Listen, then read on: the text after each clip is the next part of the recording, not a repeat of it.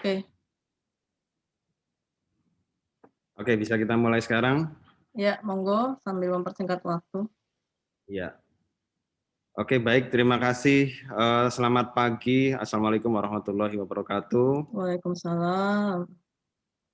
Ya, salam jumpa kembali para Zester ini ya panggilannya ya, Mbak Ya, ya. betul.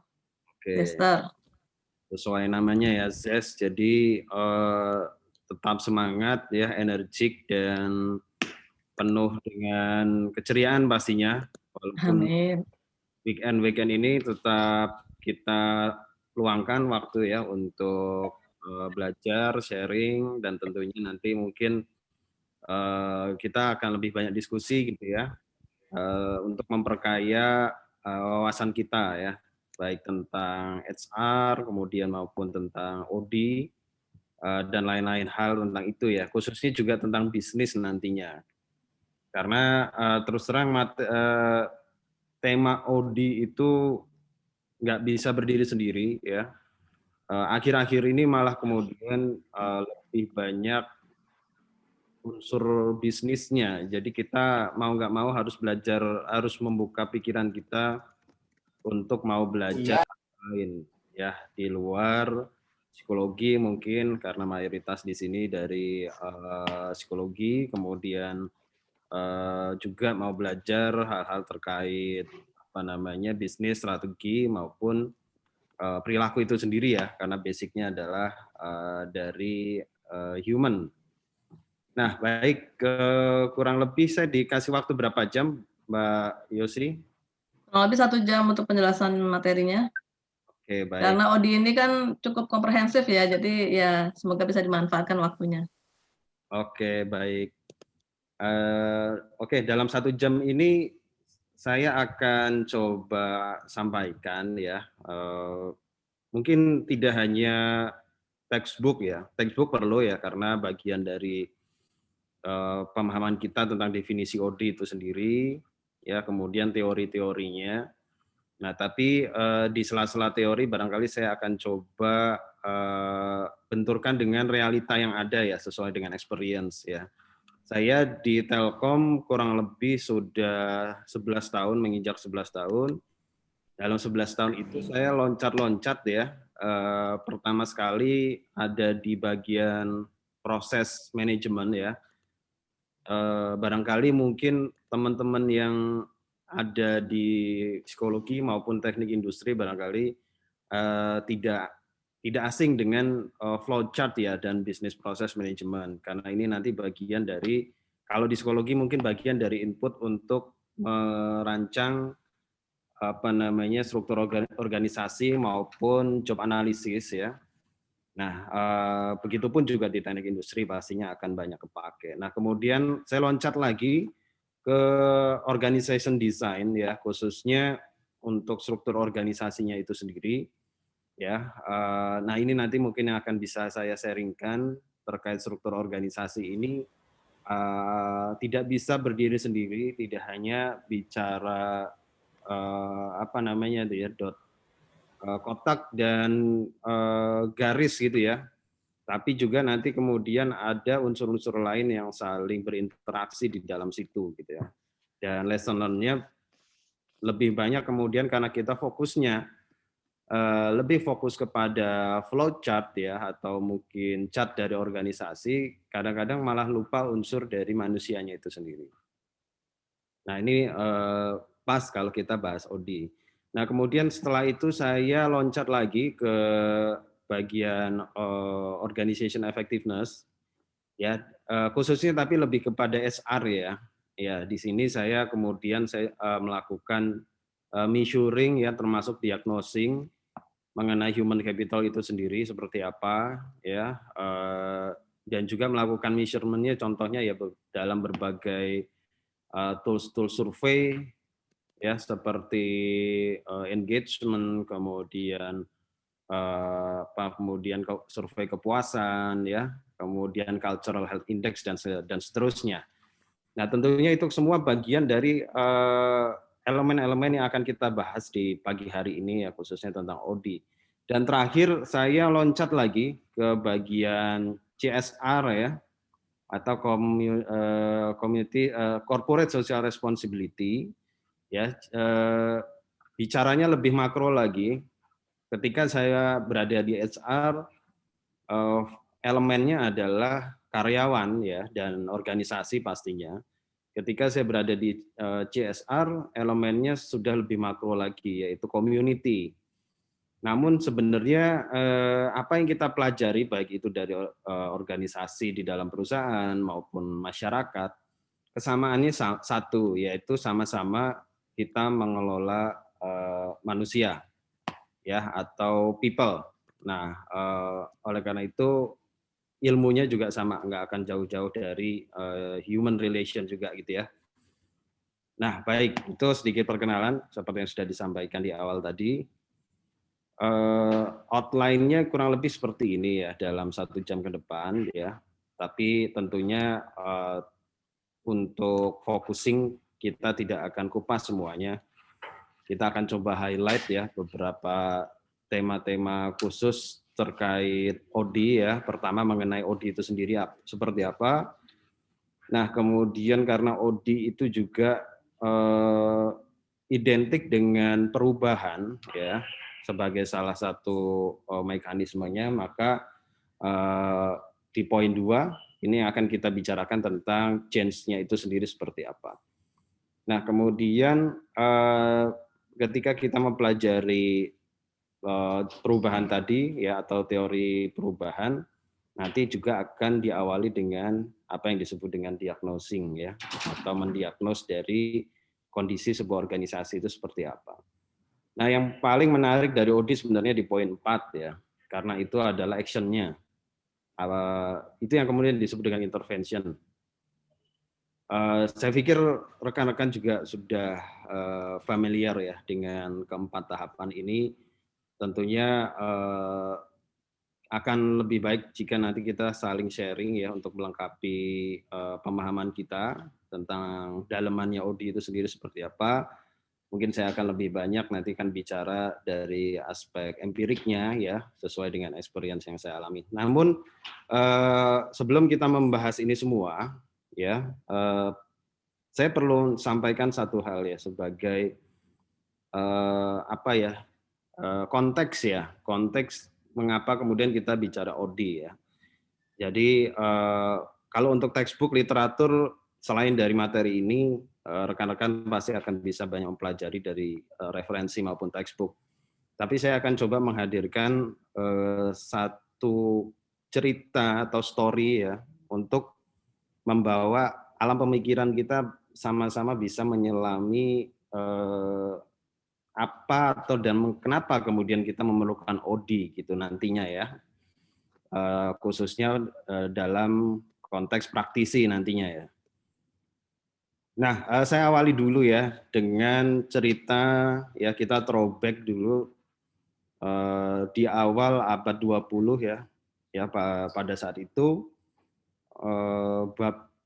bapaknya scientific management ya, bukan bapaknya OD ya, bapaknya scientific management yaitu Frederick Winslow Taylor adalah salah satu yang menggagas ide mengenai scientific management ya. Temuannya saat itu adalah time and motion study, dan saya pikir rekan-rekan juga pernah mempelajari itu ya, minimal mendengar lah apa yang disebut dengan time and motion study.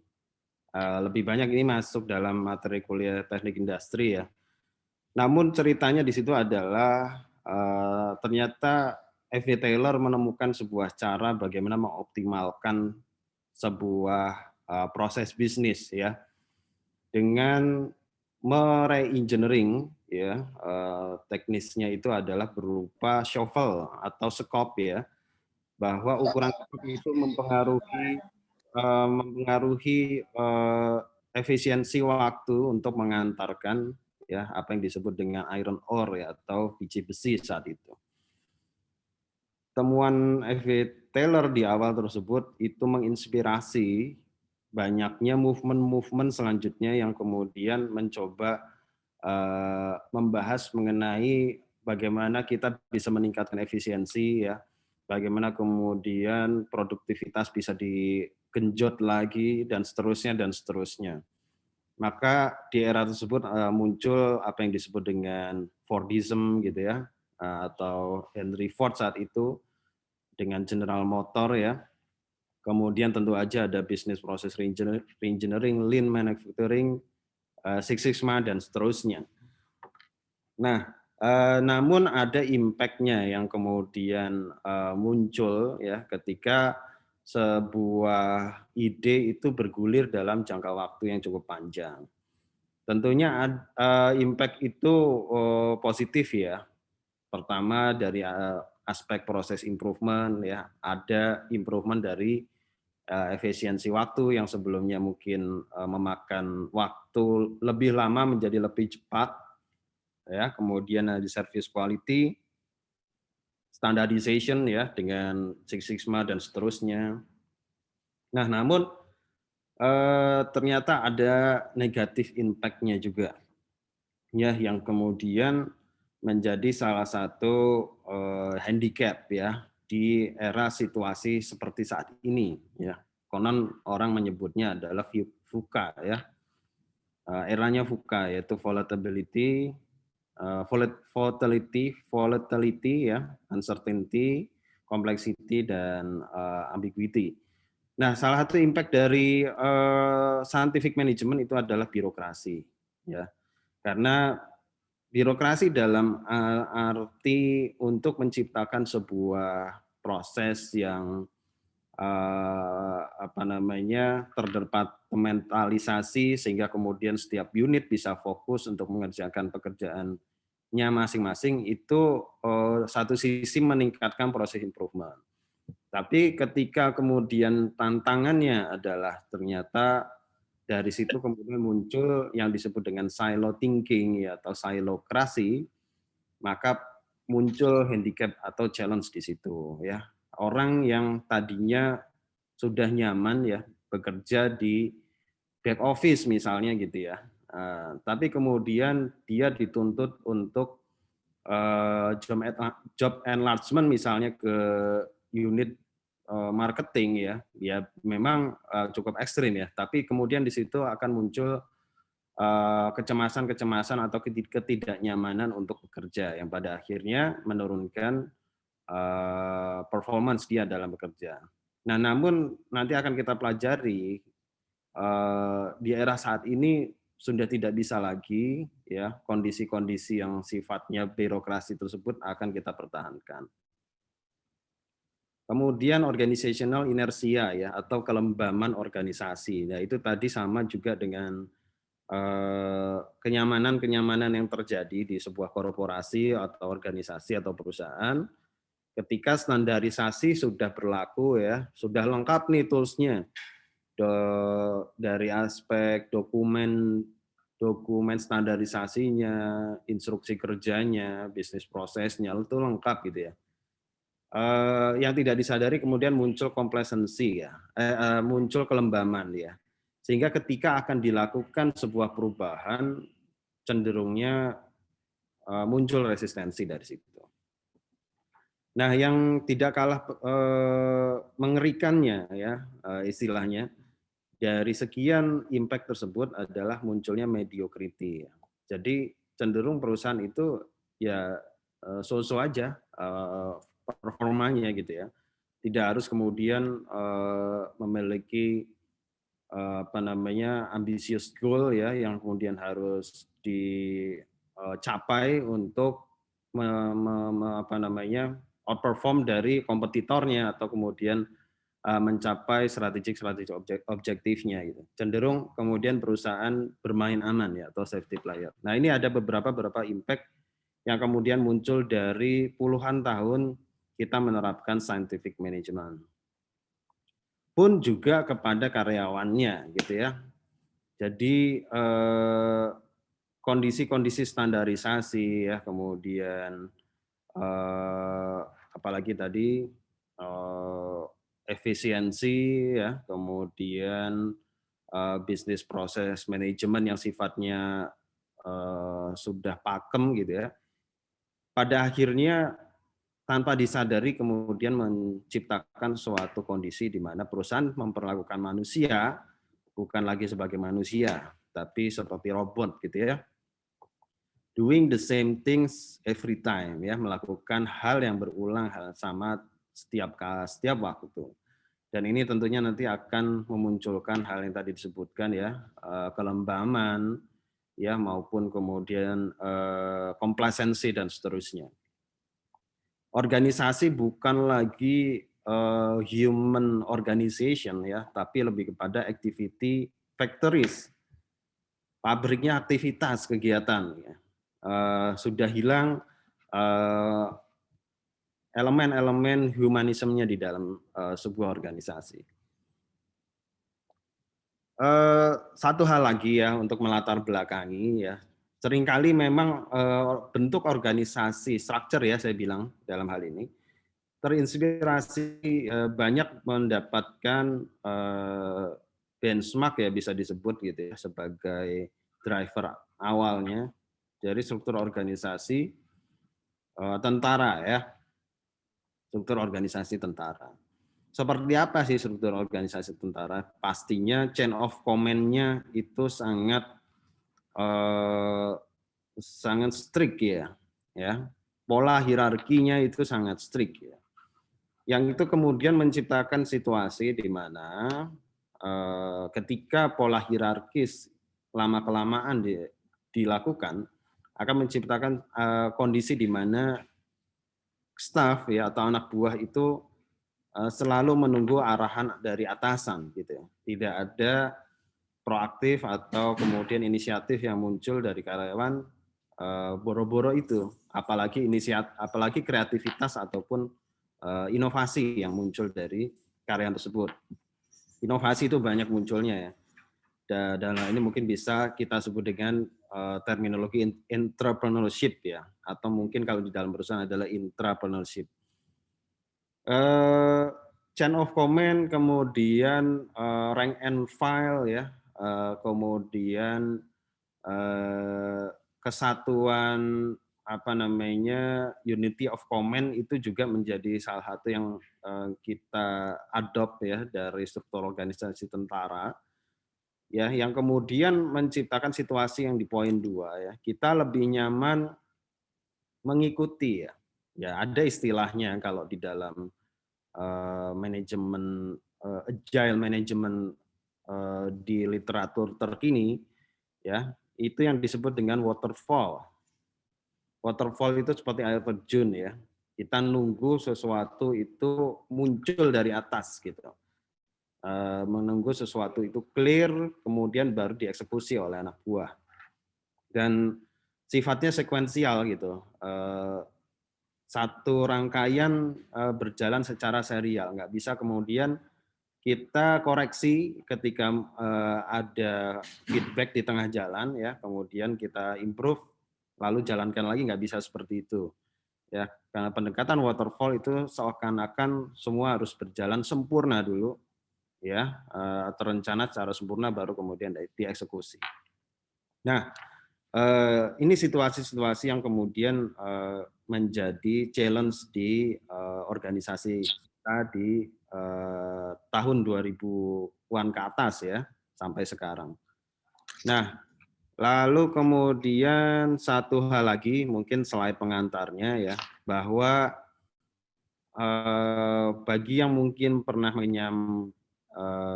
kuliah di ekonomi atau mungkin membaca literatur ekonomi, bapaknya ilmu ekonomi itu adalah konon ya, bapaknya ekonomi itu adalah Adam Smith ya. Dengan masterpiece bukunya yaitu dia membuat buku berjudul The Wealth of Nation ya, di mana idenya adalah ya firm itu diibaratkan sebagai bumi ya, bumi ini kalau dikaitkan dengan sains ya, zaman dulu banget ya, itu masyarakat masih mempercayai bahwa bumi itu yang dikitari oleh matahari atau geosentris gitu kan. Nah, analoginya juga sama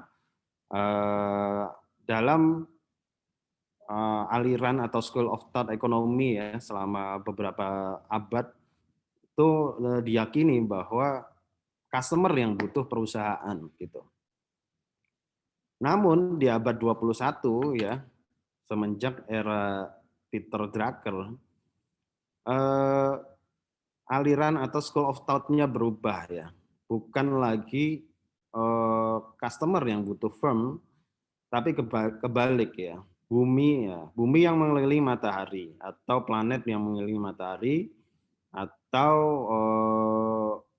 perusahaan yang mengitari customer gitu. View-nya sangat berbeda antara yang kiri dan kanan. Yang kiri sama seperti ide-ide sebelumnya ya, cenderung terjadi kelembaman, resistant to change ya. Sementara kalau yang kanan semuanya berlomba-lomba bagaimana kemudian bisa menciptakan apa yang disebut dengan value creation kepada customer. Value creation ini menjadi keyword di tahun ini ya, di abad ini terutama di mungkin 1 dekade terakhir, bagaimana kemudian perusahaan itu bisa menciptakan new value creation. Ya, contoh ya, di sini ada beberapa perusahaan ya, mulai dari Visa yang paling atas sampai dengan GM yang paling bawah, General Motor. Tentu saja kita bisa menebak bahwa dari 2 perusahaan ini secara ekstrim, GM itu mau yang paling memiliki fixed aset paling banyak pastinya, karena dia memproduksi kendaraan ya, dan pasti memiliki factory untuk memproduksi kendaraan tersebut. Dibandingkan dengan Visa, Visa itu terus terang produknya itu ada di hampir kantong semua orang ya, dalam bentuk kartu debit atau kartu kredit. Tapi dia sendiri nggak pernah punya pabrik ataupun aset tetap yang begitu besar, kantornya di Swiss sana gitu ya. Namun value yang dia ciptakan ya, yang kemudian value itu berupa nilai kapitalisasi saham, ya itu sangat jauh sekali dibandingkan dengan General Motor.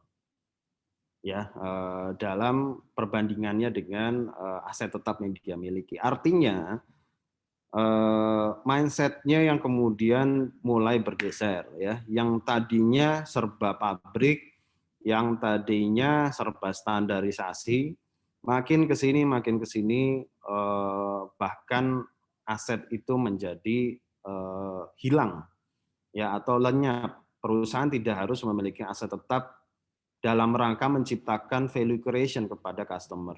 Contoh yang paling mudah yang sehari-hari kita pakai misalnya adalah GoPay atau Gojek gitu ya. Gojek tidak perlu harus memiliki inventory kendaraan bermotor untuk menghantarkan setiap customer-nya dari satu titik ke titik lain. Begitupun juga Gojek tidak harus memiliki inventory berupa restoran ya, ataupun hal-hal lainnya ya, misalnya untuk menciptakan value kepada customer agar dia bisa makan, agar dia bisa pijet dan seterusnya gitu. Nah, ini yang disebut dengan pergeseran view ya, dari customer mengelilingi perusahaan menjadi perusahaan mengelilingi customer. Nanti mungkin di sesi diskusi kita juga bisa cerita bagaimana pengalaman banyak BUMN di Indonesia yang berada di situasi seperti ini dan dituntut untuk bisa bergeser menjadi yang ke sebelah kanan gitu ya. Nah, kenapa saya bicara seperti ini? Karena ini merupakan konteks kita untuk bicara tentang OD. Karena once kita sudah tahu apa definisinya organization development, kemudian tahu pendekatan mekanisme untuk melakukan intervensi ya, mendiagnos sistem-sistem di dalam organisasi, secara benefit tidak akan valuable jika Anda nanti akan memilih menjadi seorang OD practitioner ketika tidak bisa memberikan value creation bagi perusahaan. Dan satu-satunya cara bagaimana kemudian perusahaan memiliki value creation adalah dia juga harus bisa menciptakan value creation kepada customer. Nah, ini yang kemudian mindset ini coba saya sharing ya sebagai buah pikiran dan sekaligus pengalaman selama ini kemudian kita menghadapi situasi di era-era seperti saat ini. Nah, coba kita sekarang masuk dulu ke sedikit tentang literatur ya, sebelum nanti kemudian kita balik lagi ke diskusi di praktiknya. Pertama tentang OD itu sendiri seperti apa definisinya. 3 definisi dari OD yang mungkin cukup banyak dipakai di berbagai literatur ya, baik itu akademisi maupun praktisi, yaitu ada definisi dari Burke, ya, kemudian dari Beckett dan dari Beer. Namun dari ketiga definisi itu memiliki satu kesepakatan bahwa yang namanya OD itu ternyata harus melakukan perubahan. Ya, di Burke definisinya adalah perubahan yang terencana. Ya, untuk kemudian dengan memanfaatkan ada teknologi, ada sains perilaku, penelitian dan teori. Nah, sementara di definisi Beckett ya sama juga adalah upaya yang plan ya atau terencana di seluruh organisasi ya. Nah, lebih baik kemudian di awal ada inisiasi dari top level karena ini akan lebih efektif apalagi di culture Indonesia yang mungkin lebih hierarkis ya. Kemudian untuk meningkatkan efektivitas dan kesehatan organisasi. Jadi tetap ada sasaran yang ingin diraih. Ya, kemudian intervensi juga sebagai komponen salah satu komponen dalam OD ya yang direncanakan dalam proses organisasi menggunakan pengetahuan atau ilmu tentang perilaku. Nah, kemudian ketiga, OD adalah diagnosis ya, perencanaan tindakan, intervensi dan evaluasi. Tujuannya melihat alignment ya atau kesesuaian baik antara struktur, proses, strategi, people, culture. Kalau McKinsey pakai 7S, mengembangkan solusi organisasi yang baru dan kreatif, dan mengembangkan kapasitas pembaruan diri organisasi. Kalau dari saya sendiri, saya melihat bahwa OD, Organization Development, bisa diartikan bukan hanya pengembangan organisasi ya, tapi development itu bisa diartikan sebagai pertumbuhan organisasi. Ya, nah, sehingga kemudian muncul bisa ditarik pertanyaan, kenapa organisasi itu harus tumbuh? Nah, ini kemudian saya harapkan rekan-rekan mencoba mengaitkan bahwa organisasi itu dalam hal yang kita bicarakan ya, itu konteksnya adalah misalnya organisasi untuk profit ya, profit organization. Nah, ini tentu saja adalah bagaimana kemudian memaksimis nilai perusahaan ya, shareholder value ya, atau kemudian value-value lain yang bisa dirasakan oleh stakeholder ya. Stakeholder itu luas, baik itu pemegang saham, community, ya, government dan seterusnya. Itu tujuan dari organisasi.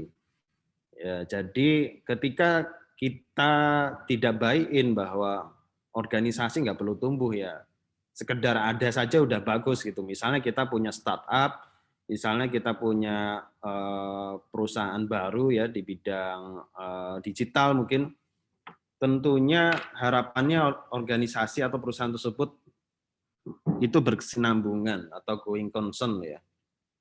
Ya jarang ya yang kita temui orang bikin startup ya kira-kira buat setahun 2 tahun aja gitu. Hanya sekedar untuk mengisi waktu. Dari awal sudah tidak sustain niatnya. Jadi ya bisa dipastikan secara size dari bisnisnya pun juga tidak akan tumbuh. Nah, sama juga dengan organisasi. Organisasi pada dasarnya adalah sebuah mekanisme di mana di dalamnya ada elemen people yang kemudian juga harus terus-menerus tumbuh ya, selayaknya bayi yang baru lahir, kemudian menjadi balita, ya terus menerus hingga kemudian menjadi orang dewasa. Baik, definisi saya skip saja dulu yang bisa rekan-rekan simak nanti di slide saya. Nah, ini kembali ke yang slide awal saya sampaikan bahwa secara histori OD itu muncul ya pada saat Kurt Lewin ya menginisiasi lab ya, laboratorium eksperimen tapi khusus meriset sains perilaku ya. Dan memang dia kerjasama dengan beberapa universitas maupun perusahaan, jadi lebih clear gitu ya objek yang akan dia amati atau telusuri.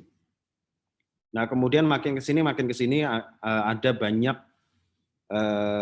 gagasan-gagasan lagi terkait OD ya yang bisa diterapkan dalam mengembangkan organisasi, mulai dari action research, participative management ya, quality of work life, sampai kemudian strategic change ya. Jadi ini beberapa milestone yang terjadi dalam kurun waktu 50 abad terakhir, khususnya yang relevan dengan dunia OD. Oke, action research saat itu ya pada tahun 1940-an ditemukan oleh Kurt Lewin ya dan kawan-kawan. Ya. Mereka menemukan bahwa perlu ya semacam research ya terkait dengan perilaku anggota organisasi dan digunakan untuk mengelola perubahan. Baik, nah kemudian para intelektual ya dan praktisi dari laboratori training saat itu ya dan juga yang menginisiasi action research itu memiliki keyakinan bahwa pendekatan interpersonal ya di dalam sebuah organisasi itu merepresentasikan cara terbaik untuk mengelola organisasi. Nah, jadi OD ini menurut saya ibarat seperti oase di tengah gurun kalau dalam kehidupan organisasi akhir-akhir ini gitu ya. Karena kadang-kadang lupa dengan esensial elemen ya di dalam sebuah organisasi, yaitu manusia itu sendiri. Nah, OD berupaya mengembalikan bagaimana kita juga concern lagi terkait dengan pendekatan hubungan manusia. Oleh karena itu, kalau kita lihat di poin kedua, ada beberapa pendekatan yang digagas ya, seperti manajemen partisipatifnya Likert ya. Jadi manajemen partisipatif ini salah satu ya dari style-style manajemen yang bisa diterapkan dalam sebuah organisasi, selain manajemen konsultatif, kemudian otoritatif dan seterusnya. Tapi partisipatif ini sifatnya lebih bottom up, ya lebih dua arah gitu, sehingga kemudian kepuasan karyawan pun akan lebih tercapai dengan metode ini. Dan juga kemudian model dari Black dan Moulton ya mengenai efektivitas organisasi. Jadi di situ ada 4 grid ya ya yang sumbu Y itu mewakili dari aspek proses, yang sumbu X ini dari aspek people ya. Jadi yang paling optimal adalah perusahaan atau organisasi itu concern terhadap dua hal tersebut. Tidak hanya result bisnis saja gitu ya, tapi juga concern terhadap humannya, aspek faktor human di dalam organisasi itu sendiri. Nanti bisa kita googling untuk dua hal ini ya, manajemen participative Likert dan model dari Black dan Moulton. Nah, jadi pada saat saya mempelajari OD, awalnya saya mengira bahwa OD itu hanya semata-mata bicara struktur organisasi. Dan ternyata 100% wrong ya. Struktur organisasi itu part of saja. Dan kemudian kesalahan persepsi kedua adalah OD itu bicara hanya murni perilaku manusia saja gitu. Yang kadang-kadang ketika ini dipraktekkan di dalam sebuah perusahaan, hasilnya pun absurd gitu ya, tidak bisa diukur secara eksak ya sifatnya. Nah makanya nanti kita melihat bahwa elemen-elemen dari OD itu tidak hanya person atau people saja, tapi juga ada faktor-faktor lain seperti strategi ya, kemudian structure, teknologi dan seterusnya. Jadi ini adalah bisa saya tegaskan bahwa OD adalah pendekatan multidisipliner, tidak hanya stand alone disiplin saja. Nah, kedua bahwa change ini menjadi mutlak ya, yang tidak bisa dipisahkan dari terminologi OD, karena kondisinya tadi kita dihadapkan pada situasi organisasi yang sudah given ya, dan once ketika kita menjadi seorang OD consultant atau OD practitioner, mau nggak mau kita harus menerima kondisi given tersebut ya.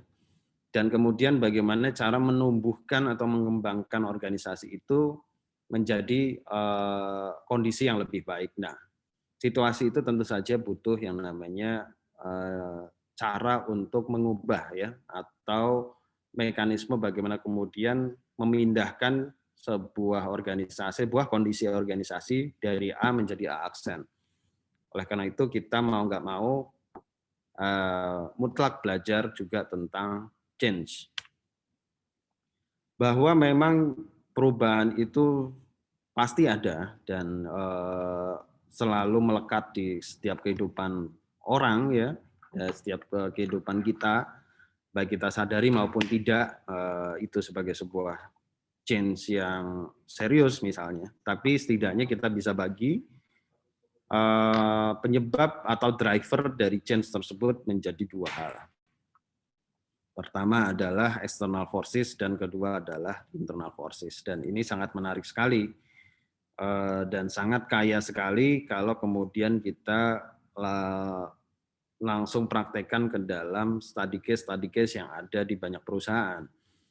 Ya, pertama ketika kita bicara external forces ya, general environment ini sifatnya generik ya, model generik ya. Bisa itu berupa pastel ya, politik, ekonomi, sosial dan seterusnya yang nanti mau nggak mau akan mempengaruhi kondisi di organisasi. Contoh yang paling masih grace saja ya dalam konteks external forces di general environment misalnya adalah cipta kerja. Mau nggak mau ini akan mempengaruhi, akan menyebabkan change ya di dalam perusahaan.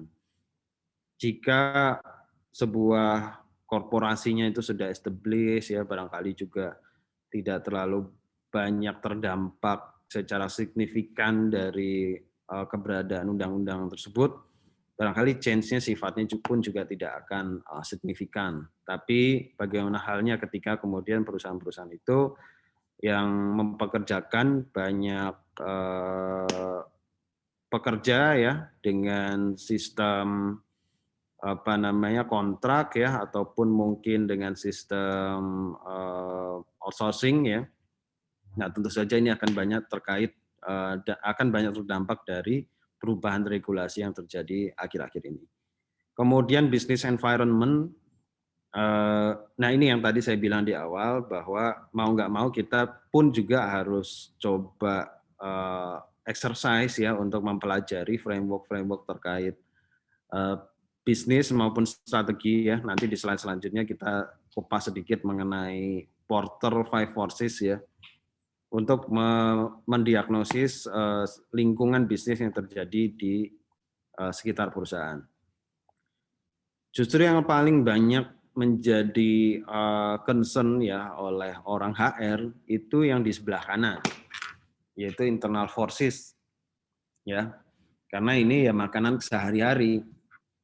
Mulai dari karyawan yang nggak perform, ya misalnya kemudian hasil survei kepuasan karyawan tahun ini di bawah target, ya atau mungkin di bawah threshold satisfied misalnya.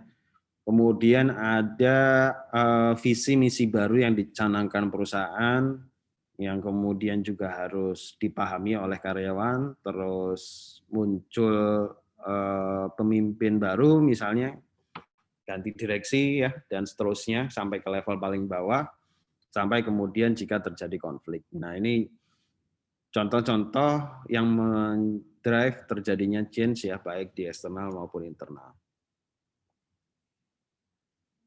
Oke, saya skip dulu. Nah, kita tentunya terkait dengan plan ini nanti ada 3 hal, 3 model yang bisa dipakai. Yang paling basic aja dulu adalah teori perubahannya Lewin ya, yang paling mudah ya bisa dibilang gitu ya. Bukan mudah ya, representatif ya, dan apa namanya, sangat menjadi dasar ya bagaimana bisa menjelaskan perubahan di dalam organisasi. Mulai dari unfreezing, ya movement sampai refreezing. Ya unfreezing ini, oke, ini saya ada contoh ya untuk Lewin Change Model. Jadi karena saya di BUMN ya, dan tentu saja setahun terakhir ya, semenjak periode Pak Jokowi yang kedua ya 2019-2024 ya, otomatis banyak juga menteri-menteri yang baru termasuk Menteri BUMN. Nah, Pak Erick Thohir ini juga cukup populer ya, baik di kalangan media dikarenakan memang gebrakan-gebrakannya yang luar biasa ya, dan kemudian juga cukup terblow up dengan baik di media. Nah, saya contohkan bagaimana langkah-langkah Pak Erick Thohir ya melakukan apa yang disebut di Lewin ini sebagai tahapan unfreezing. Ya, pada saat itu, pada saat beliau dipilih menjadi Menteri BUMN yang baru, banyak mimpi beliau pastinya ya, bagaimana kemudian menciptakan BUMN yang lebih profitable lagi. Nah, salah satunya adalah menciptakan sebuah kondisi yang tidak nyaman bagi para pimpinan atau BOD yang ada di banyak BUMN pada saat itu. Ya, kemudian isu-isu atau mungkin ide-ide lainnya lagi, bagaimana kemudian Pak Erick Thohir dengan tegas akan mengevaluasi para direksinya yang tidak perform. Jadi siap-siap para direksi siap dicopot jika memang tidak perform. Nah, itu situasi-situasi yang menciptakan kondisi unfreezing. Sebelum nanti kemudian dia akan arahkan ke tahapan selanjutnya. Artinya dia menciptakan situasi tidak nyaman dulu, ya. Ya ibarat es batu dilumerin dulu, ya biar melting semua jadi air sehingga lebih mudah untuk digeser atau dilakukan movement. Nah, setelah kemudian terjadi situasi yang uncomfort ya pada saat itu, maka pelan-pelan Pak Erick menginsertkan banyak obsesi ya, mimpi-mimpi yang harus diciptakan oleh perusahaan BUMN dan bagaimana mereka bisa berkontribusi terhadap pendapatan negara. Nah, itu mulai masuk ke dalam tahapan movement ya. Nah, tentu saja seiring juga secara paralel dia pilih lagi direksi-direksi yang baru di setiap RUPS, setiap BUMN. Nah, baru di tahapan selanjutnya ada refreezing ya. Jadi melantik pimpinan direksi saja itu tidak cukup. Harus dikunci ya dengan performance management system barangkali yang strict tadi, contohnya setiap tahun akan dievaluasi. Jadi mereka-mereka beliau-beliau yang sudah terpilih menjadi direksi itu diharapkan bisa menciptakan perubahan-perubahan yang signifikan terhadap bisnis-bisnis para BUMN ya dengan cara mengunci performa kinerja mereka selama 1 tahun misalnya. Nah ini case yang paling mudah barangkali di sekitar kita yang bisa menggambarkan ketiga tahapan Lewin ini.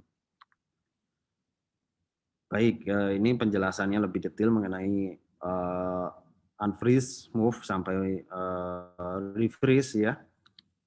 Nah, model kedua adalah action research model ya. Ini juga secara lebih praktis ini yang nanti akan banyak dipakai dalam OD intervention ya. Ya, pertamanya mulai dari problem identification. Ya, ini ibaratnya kita dokter, ya, dokter OD. Pertama kita harus melakukan diagnosis dulu ya. Kemudian tentu saja feedback to client ya, diverifikasi isunya seperti yang dia diagnos ya. Kemudian dilakukan joint diagnosis, lalu dirumuskan resepnya, dibuat resepnya ya, intervensinya untuk mengobati ya jika memang kemudian ada terjadi masalah, dan kemudian dilakukan action dan evaluasi ya, data gathering after action. Ini model secara praktis yang banyak dipakai oleh praktisi saat ini gitu ya. Terakhir, appreciative inquiry atau positive model ya, ini fokusnya lebih pada hal-hal positif yang kemudian diaspirasikan ya, misalnya di FGD-kan para relevant party atau relevant people yang ada di dalam sebuah organisasi, dan dia di-challenge untuk menciptakan visi ke depan seperti apa atau envision ya. Dari ketiga model tersebut esensinya mirip ya, semuanya diawali dari tahap preliminary dulu ya, pendahuluan dulu. Kalau di Lewin ada unfreezing-nya, di ARM ada problem identification-nya, di positive model juga ada inisiatif di inquiry-nya, kemudian dilanjutkan ya dengan tahapan melakukan movement-nya. Kalau di action research model ini mulai dari feedback to key client sampai joint diagnosis ya, sampai action. Nah, kalau yang di positive model ini mulai dari discover themes sampai envision a preferred future, dan terakhir ada tahap penutupnya yaitu refreezing kalau di Lewin. Kemudian kalau di ARM ya ada data gathering after action atau evaluasi ya post actionnya. Dan ketiga, kalau di positive model, ya ada design and deliver ways to create the future. Lebih banyak yang dipakai untuk pendekatan plan change model ini yang menginspirasi adalah action research model, yang kemudian diterjemahkan, dibakukan lagi menjadi sebuah generic model yang disebut dengan general model of plan change. Pertama, diawali dari entering and contracting ya. Ini dulu engagement dulu nih sama BOD ya, harapannya makin tinggi lebih baik sebelum nanti dilakukan sebuah inisiasi intervensi ya. Kemudian yuk sama-sama kita mendiagnosis ya situasinya seperti apa di organisasi sekarang, di organisasi Anda saat ini. Dan ketiga adalah baru merencanakan dan mengimplementasikan perubahan. Dan terakhir adalah mengevaluasi dan menginstitusionalisasi perubahan atau refreezing ya kalau di dalam tahapan Lewin. Jadi tetap harus di-reinforce ya. Nggak cukup sekali inisiasi perubahan terus udah gitu. Jadi cuma satu kali iterasi, nggak akan bertahan lama. Harus ditutup dengan institusionalisasi ataupun reinforcement way ya, supaya kemudian perubahannya itu menjadi kebiasaan baru ya. Nah ini bicara new normal juga nanti salah satu topik yang menarik di OD, tapi dalam konteks yang lebih makro. Baik, 5Y ini hanya bagian saja untuk mendiagnos ya. Rekan-rekan bisa pelajari sendiri dan sudah banyak cerita mengenai 5Y. Contoh yang paling mudah ini kenapa 5Y saya masukkan, karena itu juga penting untuk menggali root cause ya, karena ketika kita tidak bisa menemukan root cause dari sebuah permasalahan, khawatirnya diagnosisnya pun juga akan menjadi kurang relevan. atau bahkan bisa jadi misleading. Contoh problem statement-nya adalah pizza yang diterima pelanggan itu dingin. Kenapa pizzanya dingin? Karena yang nganterin tersimpan di dalam tas pengantar itu terlalu lama. Kenapa kemudian disimpan di tas terlalu lama? Karena drivernya tersesat, ya. Kenapa drivernya tersesat? Karena dia nggak tahu jalan. Ya, ini ceritanya mungkin saat itu belum ada Google Map nih. Kemudian kenapa dia nggak tahu jalan? Karena dia nggak punya peta. Nah, kenapa dia nggak punya peta? Karena perusahaan kehabisan peta. Nah, ini tentunya kalau dalam praktek sehari-harinya nggak seformal ini ya. Bisa kadang-kadang mungkin langsung jump to 5 ya. Tapi intinya kritisi dan challenge setiap permasalahan itu sampai kemudian kita ketemu akar masalahnya. Jangan sampai di tengah-tengah kita sudah langsung buru-buru tarik kesimpulan ya terhadap penyebab masalah tersebut. Sehingga kemudian nanti jenis programnya pun juga hanya memecahkan permasalahan di atas permukaan saja. Tidak bisa menyelesaikan akar permasalahannya seperti apa. Nah, kalau ini solusinya beli peta dan didistribusikan ke semua driver. Oke. Kompetensi dari OD practitioner ya, ini karena temanya adalah OD ya, tentunya pertama adalah intrapersonalnya dulu harus ada nih. Saya yakin pasti rekan-rekan psikologi juga sudah buy-in ya dengan hal ini. Tentunya kedua interpersonal skill, ya kemudian ketiga general consultation skill ya. Ya kemudian keempat organization development teori. Kalau saya ditanya contoh konsultan di bidang OD saat ini seperti siapa sih gitu kan? Saya yang paling mudah itu sebenarnya menyebutkannya adalah McKinsey ya. McKinsey karena dia tidak hanya fokus dari satu hal saja. Jadi kalau konsultan lain barangkali dia menonjol di strategi oke, di bisnis oke, tapi di humannya kurang, ya. Atau ekstrim lainnya mungkin salah satu konsultan juga hanya fokus di teknologinya saja, mungkin di HR-nya saja.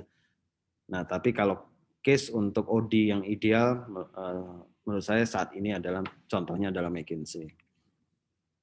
Nah, tahapan selanjutnya untuk melakukan perubahan di sebuah organisasi, pertama sekali adalah melakukan diagnosis, ya atau diagnosis sama seperti yang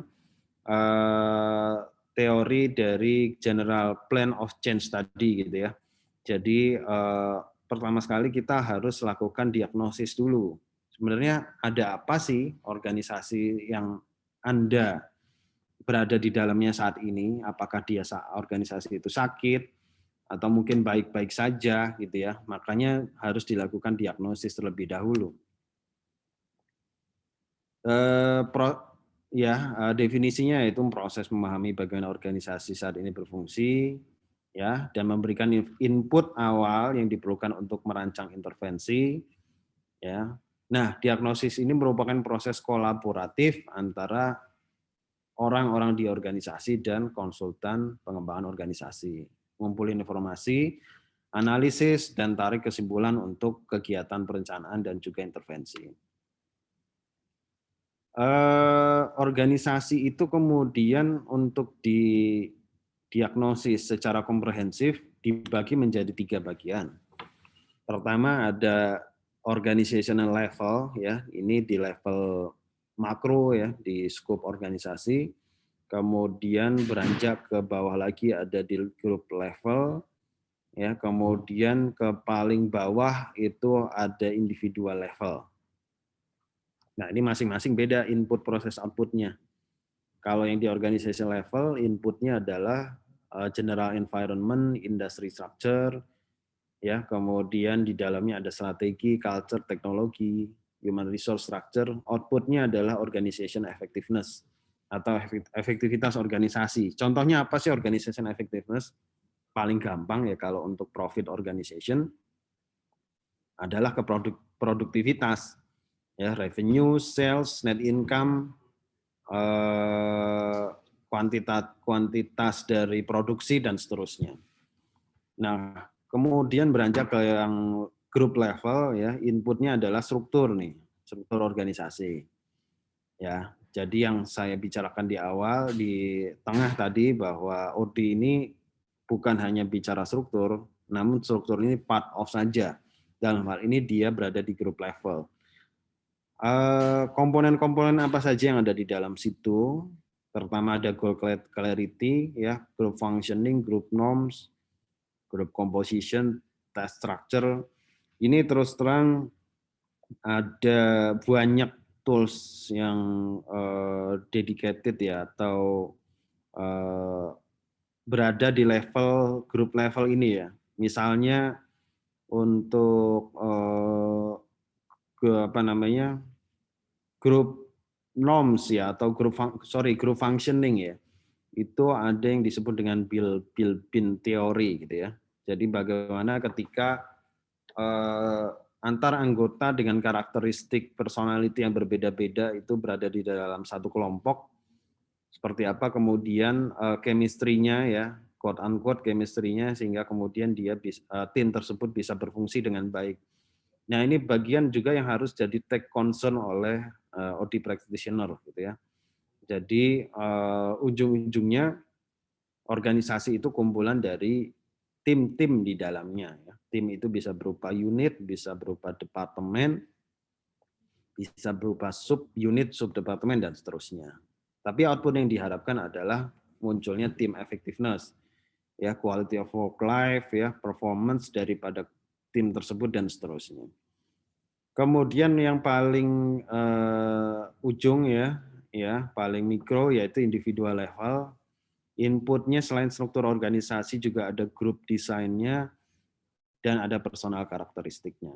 Namun, desain komponen yang ada di individual level adalah interaksi antara si individu karyawan itu sendiri dengan pekerjaan yang dia lakukan. Bukan interaksi antara individu dengan individu yang lain. Jadi yang dibicarakan di desain komponen ini adalah experience dia dalam bekerja, ya, sesuai dengan desain organisasi yang sudah dirancang di input ini gitu ya. Outputnya apa? Kepuasan karyawan ya terhadap pekerjaan, terhadap development, dan seterusnya. Nah, teori yang paling bisa diadopt ya dalam konteks individual level ini adalah Hackman and Ockham ya, dalam teorinya mengenai job design, dan kemudian dikembangkan di riset ya, kaitannya bagaimana pengaruh job design dengan kepuasan individu di dalam bekerja. Nah, ini ada semua tools-nya atau teorinya gitu ya. Nah, satu persatu coba kita highlight dulu. Karena tadi bicara di organizational level ini bicaranya makro, maka kita harus bedah dari awal banget ya, mulai dari mempelajari lingkungan general di sebuah perusahaan itu berada ya, atau struktur industri di mana perusahaan itu berada. Mau nggak mau dalam mempelajari general environment atau industry sector ini kita harus menyentuh framework terkait dengan input ini. Paling mudah adalah menggunakan framework-nya Porter dengan 5 forces-nya ya, dengan kekuatan pembeli, ancaman produk substitusi atau produk pengganti, rivalry, persaingan di antara kompetitor ya, kemudian ancaman pendatang baru, dan kekuatan supplier. Untuk lebih menghayatinya saya coba contohkan satu case saja untuk menerapkan general environment ini, yaitu Telkom ya. Saat ini saya bekerja di Telkom.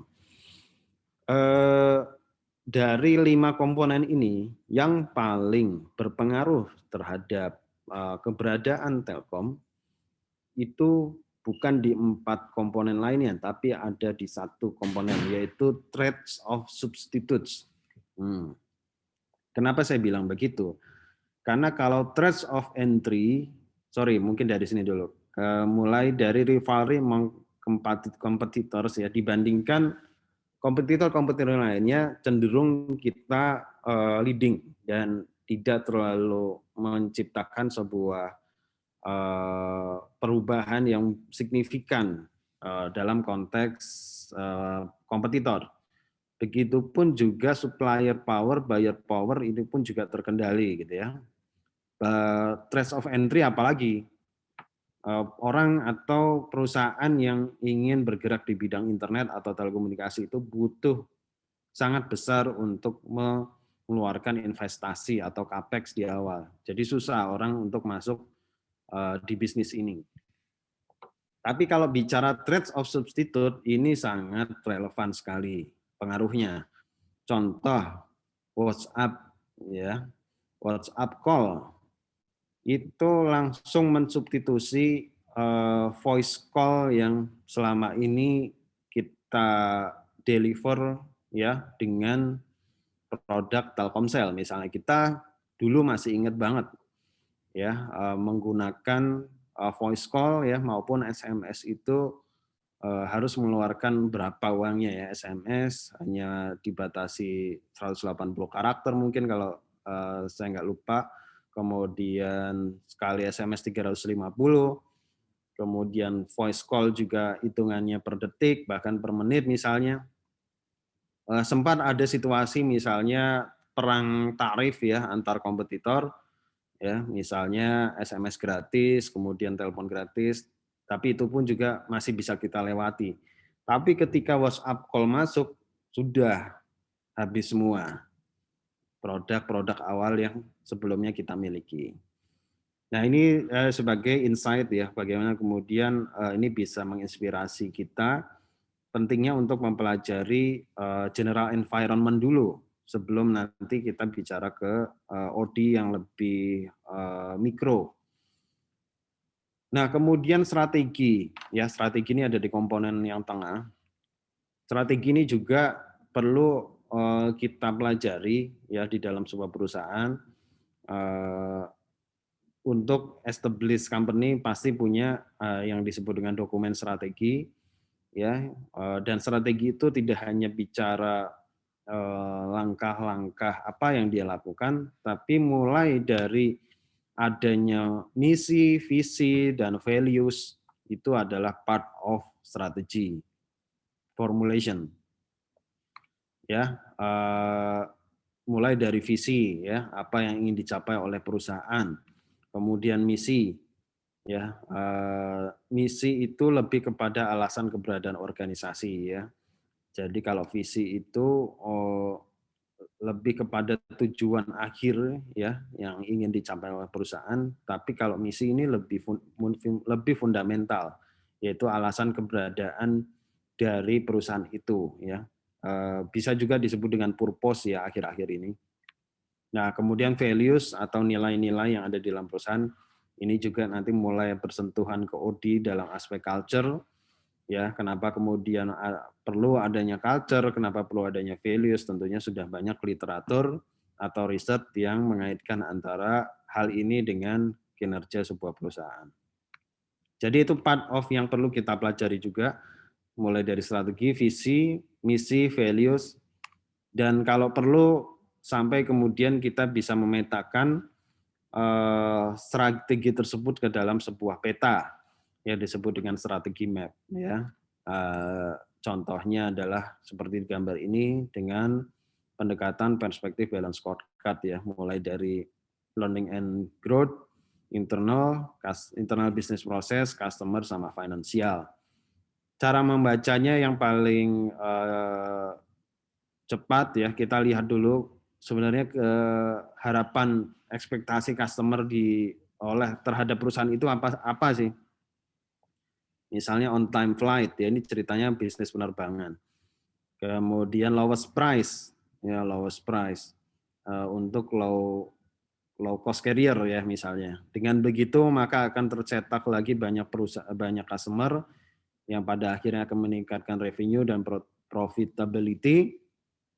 Namun untuk menciptakan lowest price itu harus dengan re-engineering yang dilakukan di dalam bisnis proses di internal perusahaan itu. Contoh di sini adalah improve turnaround time.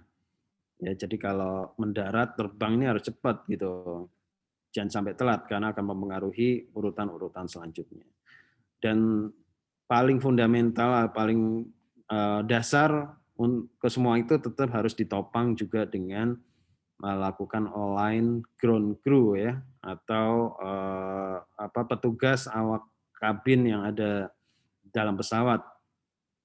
Contohnya di sini mission untuk melakukan alignment-nya adalah kepemilikan stockholder misalnya oleh awak kabin yang ada di pesawat itu. Nah, ini cara mudah membaca strategi ketika dipetakan menjadi 4 perspektif balance scorecard.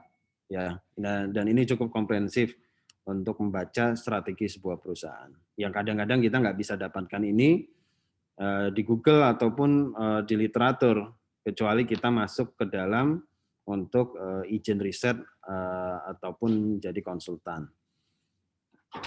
Nah, kemudian setelah strategi tentunya ada culture ya. Culture ini 5 SKS atau 6 SKS tersendiri lah bicara tentang culture ya. Tapi kita believe saja bahwa culture ini sebuah elemen yang akan berpengaruh juga di dalam organisasi. Oleh karena itu komponen culture harus kita diagnos juga pada saat di tahapan awal di OD ini. Nah, kemudian HR. HR ini komponen ketiga ya. Tentunya 6 SKS juga, 10 SKS juga. Di dalam HR sistem ada apa aja, mulai dari rekrut, training, ya, sampai karir ada semua. Dan ini merupakan intervensi nantinya yang bisa kita lakukan di dalam level organisasi ya. Namun misleading-nya adalah selama ini kita fokusnya ke HR doang. Lupa kita juga nggak mempelajari culture, kita nggak mempelajari strategi, ya. Maka dari itu semuanya harus paralel, semua harus didiagnos. Meskipun highlight ya. Teknologi juga nggak kalah pentingnya di situasi seperti sekarang. Teknologi sangat mengubah ya tatanan struktur saat ini dengan platform online ya, dengan meeting online seperti ini juga sangat fundamental ya, sangat radikal. Tidak mesti harus ketemu fisik sehingga banyak perusahaan-perusahaan yang bergerak di bidang IO terdisrupt misalnya di bidang MICE, meeting insentif ya dan seterusnya itu terdisrupt dengan adanya teknologi ini gitu. Kemudian yaitu apa saja pertanyaan yang harus kita jawab pada tahapan mendiagnosis di level organisasi ini ya. Mulai dari lingkungan general sebuah perusahaan, struktur industri seperti apa, strateginya seperti apa, budayanya seperti apa, kemudian struktur organisasi, kemudian human resource system dan teknologinya seperti apa. Nah, ini apakah Porter yang 5 forces tadi itu kemudian align ya, apakah strategi tersebut itu sudah bisa menjawab tantangan-tantangan yang terjadi di 5 Porter tadi. Ini tentunya nggak bisa jawab secara singkat ya, karena ini rangkuman dari berbagai disiplin ya, seperti yang saya bilang tadi. Tapi setidaknya framework ini bisa mengguidance kita bahwasannya komponen organisasi harus bisa menjawab tantangan lingkungan yang tengah terjadi di tengah industri tersebut berada. Nah, apakah kemudian komponen desain tadi cocok satu sama lain? Ya, saya kembali lagi ke case yang saya sampaikan tadi. Contoh yang paling mudah adalah Telkom. Ya, karena saya ada di sini, ada di situ saat ini. Ketika tantangannya adalah munculnya produk-produk pengganti seperti WhatsApp ya, seperti Skype ya, dan lain sebagainya. Tentu saja hampir semua lini-lini bisnis yang terkait dengan konsumer itu terdisrupt ya, terutama produk-produk yang menggunakan voice call maupun teks ya atau data. Oleh karena itu respon kita untuk menjawab tantangan tersebut bisa menggunakan pendekatan 5 hal di level organisasi ini. Strateginya udah bisa menjawab belum? Ya. Kemudian culture-nya udah bisa menjawab belum? Dan kalau mau ditelaah lebih lanjut, saya jawab ada perubahan culture yang dilakukan oleh perusahaan Telkom untuk menjawab tantangan tadi.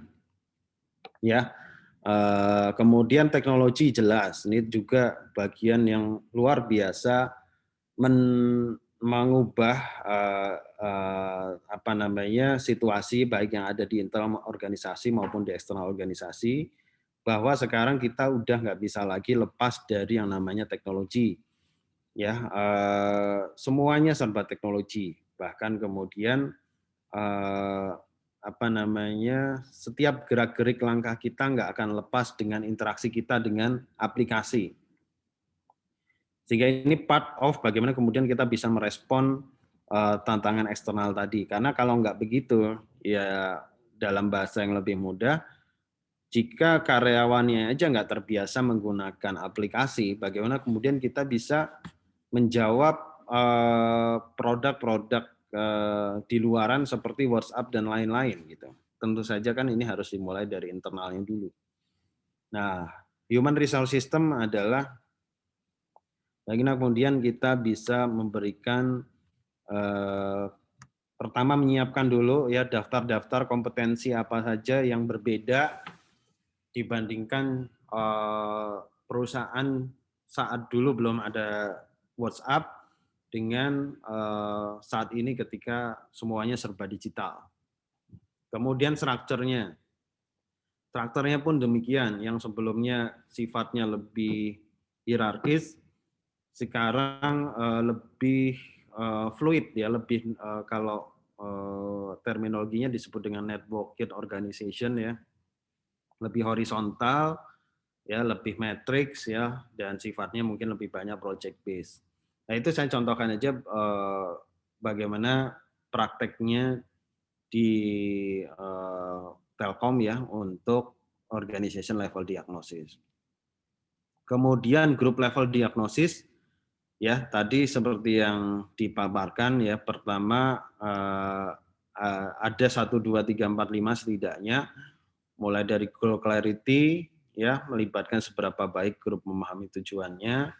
Jadi visi itu harus diterjemahkan, visi yang ada di level organisasi. Kalau anggota unit, anggota organisasi nggak ngerti visinya, bagaimana kemudian perusahaan bisa mencapai visinya? Karena visi tidak hanya bisa di-execute oleh BOD-nya saja atau BOD-1-nya. Harus terdiseminate sampai level paling bawah ya. Tentunya untuk involve mencapai sasaran tujuan perusahaan. Group functioning ya, hal yang mendasari kehidupan kelompok. Kemudian ada group norms ya, keyakinan anggota tentang bagaimana kelompok harus melakukan tugas. Barangkali ini tidak ada formal explicit rules-nya ya, yang kemudian dituangkan dalam peraturan atau SOP, tapi kelima ini sifatnya embedded atau laten dan harus di-unlock atau harus dimunculkan dulu dengan observasi, dengan wawancara ya, untuk bisa mendiagnos komponen-komponen ini. Dan saya pikir rekan-rekan, justru saya mungkin nanti yang kapan-kapan minta di-share ya, pendekatan-pendekatan psikologi barangkali yang bisa meng-unlock ya, men-reveal kondisi-kondisi yang ada di dalam dinamika kelompok. Kemudian di individual level diagnosis ya, ini tadi dengan pendekatan Heckman dan Oldham ya, bagaimana kemudian kita kalau nyusun job kalau nyusun job desk ya misalnya, itu juga perhatikan kelima hal ini. Jangan sampai kemudian otonominya hilang, ya, sehingga dia kehilangan kreativitas. Bagaimana kemudian task signifikansinya juga muncul, ya, harus ada misinya, ya, misalnya di dalam job description.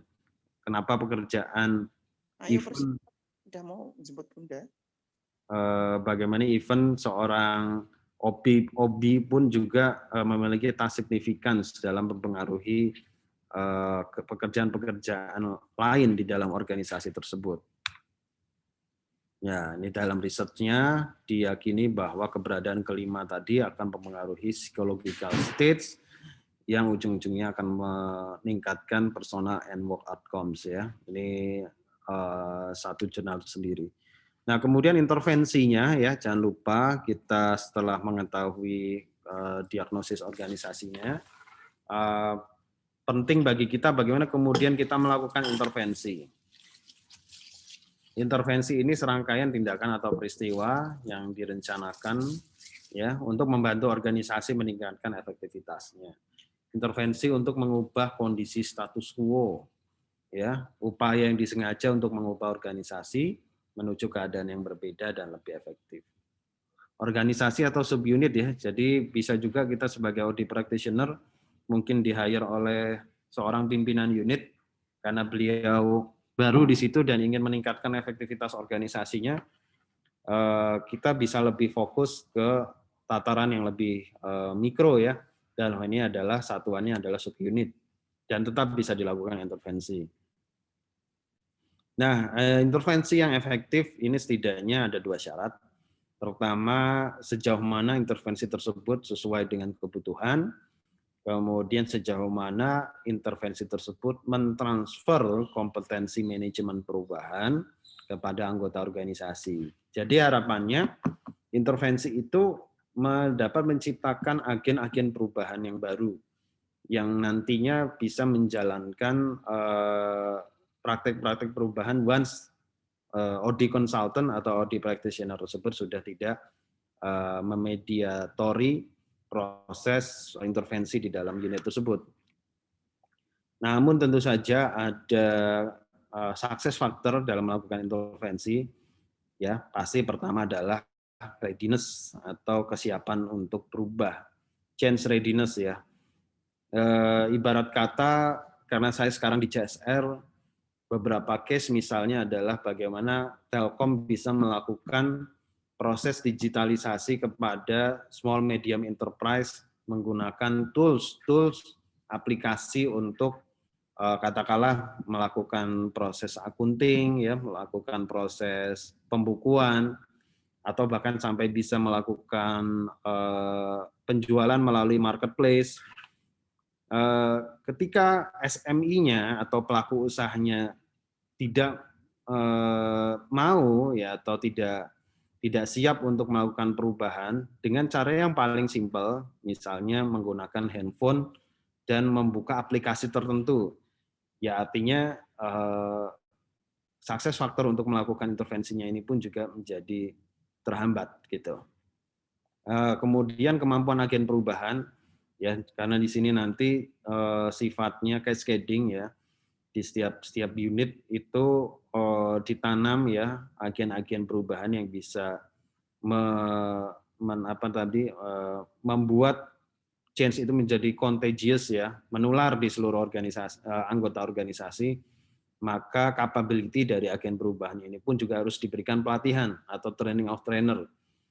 Ya, karena kalau tidak demikian bagaimana halnya dia bisa akan melakukan perubahan di organisasinya. Kemampuan untuk berubah juga diperlukan ya ketika tadi UKM ketika dia nggak punya kemampuan untuk mengoperasikan aplikasi-aplikasi ya agak susah juga.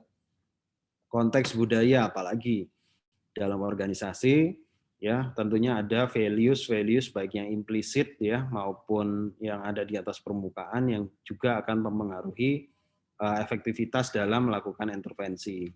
Jika secara laten ternyata mereka lebih kekeh ya untuk menggunakan pendekatan-pendekatan saat ini, atau kemudian dia tidak ada juga urgensi untuk melakukan perubahan-perubahan baru ya, agak susah juga untuk melakukan intervensi ini. Nah ini salah satu slide kunci yang ada di dalam materi OD untuk mengetahui tipe-tipe intervensi, mulai dari human process intervention, structural intervention, human resource management intervention, sampai strategic intervention. Dan nggak cuma human process saja, tapi ternyata sampai strategik juga ternyata ada intervensinya gitu ya. Tapi tentunya kita sesuaikan dengan konteks kita ya, nanti akan lebih banyak bermain di mana. Kalau memang expertise-nya lebih banyak di human process intervention ya go ahead gitu ya. Karena yang bisa ke semuanya ini menurut saya ya konsultan-konsultan seperti McKinsey ya. Meskipun tidak menafikan pasti juga banyak konsultan-konsultan lokal yang sudah memiliki experience dan jam terbang di berbagai hal ini. Tapi saran saya kita bisa fokus di salah satu saja untuk menjadi seorang OD expert atau OD practitioner. Contoh untuk memudahkan kita mengetahui masing-masing dari 4 intervensi ini, pertama adalah human process intervention. Ada 2 hal, ada proses consultation sama team building. Yang paling dibeli oleh banyak perusahaan adalah team building. Seolah-olah kalau udah melakukan team building udah beres gitu. Padahal di team building itu melakukan apa yang di-deliver, apa yang diinternalisasi, bahkan kemudian juga banyak anggota karyawan yang ogah-ogahan ikut team building. How come kita bisa melakukan human process intervention jika metode tersebut tidak dibuy-in, gitu kan? Nah, kemudian proses consultation, intervensi yang berfokus pada hubungan antar personal dan dinamika sosial jadi dalam kelompok kerja. Saya melihat ini masih jarang dipakai, tapi menurut saya ini kunci ya. Salah satunya tadi dengan Bell-Bean teori itu ya, kita bisa mengetahui ketika perbedaan karakteristik personal ada di dalam sebuah tim ternyata akan mempengaruhi juga efektivitas kerja di dalam sebuah tim itu. Dan saya pikir ini sangat wilayahnya sangat psikologi banget. Dan ini kesempatan yang bisa utilize ya oleh teman psikologi khususnya untuk melakukan intervensi kaitannya dengan human process. Nah, kalau structural intervention ini sudah synthesize ya ilmunya ya. Teknik industri mungkin juga dominan di sini. Karena kaitannya nanti adalah bagaimana mendesain sebuah struktur organisasi. Ya, struktur organisasi intinya adalah pembagian tugas dalam organisasi ya. Wujudnya intervensinya bisa dalam bentuk reorganisasi, organisasinya di restructuring ya, di reorganize atau di restructuring. Misalnya tadinya ada 5 kepala unit atau 5 kepala subunit diubah menjadi 3 saja. Tentunya nanti akan banyak implikasinya gitu ya, berupa peningkatan workload, peningkatan stres juga misalnya jika tidak diimbangi dengan aspek lainnya seperti reward, ini juga akan mempengaruhi efektivitas dari struktur organisasi itu. Kemudian downsizing dan re-engineering ini mungkin bisa kita skip ya karena ini konteksnya lebih kepada ketika terjadi corporate action ya, misalnya penutupan pabrik gitu ya, maka harus dilakukan downsizing ya, ini wilayahnya IR, industrial relation sekali gitu ya. Kemudian re-engineering ini juga konteksnya bagaimana kemudian ketika perusahaan dituntut untuk terus-menerus melakukan optimalisasi efisiensi dengan kondisi yang sudah ada saat ini, maka salah satu tools-nya yang dilakukan adalah melakukan re-engineering. Tapi ini wilayahnya ini sekali, teknik sekali gitu ya. Kemudian HR management intervention, ini luar biasa juga hasanahnya ya. Mulai dari manajemen kinerja, karir, reward. Mungkin nanti di sesi diskusi saya mau diskusi tentang manajemen kinerja ya. Saat ini di masa pandemi sangat relevan sekali bagaimana kemudian karyawan itu bisa tetap terpantau ya, termanage performance-nya baik dia work from home maupun work from office. Nah, untuk yang lain-lain mungkin juga itu bisa kita tentunya familiar ya di dalam elemen-elemen dari HR management ya, misalnya dari development, karir, penghargaan, dan seterusnya. Nah, untuk strategic intervention, ini juga yang saya bilang tadi, ketika konsultan eksternal ya, global consultant dituntut untuk melakukan audit intervention ya, khususnya ketika terjadi merger misalnya, contohnya yang terakhir adalah merger bank syariah misalnya dari 3 atau 4 menjadi 1. Nah, ini pasti muncul isu. Nah, bagaimana kemudian strategic intervention-nya ini dilakukan. Kemudian perubahan cultural ya, efek dari merger dari 4 perusahaan dengan latar belakang budaya yang berbeda pasti akan muncul clash mungkin secara singkat gitu ya. Tapi itu bagian yang harus dilalui untuk menuju proses merger yang lebih smooth.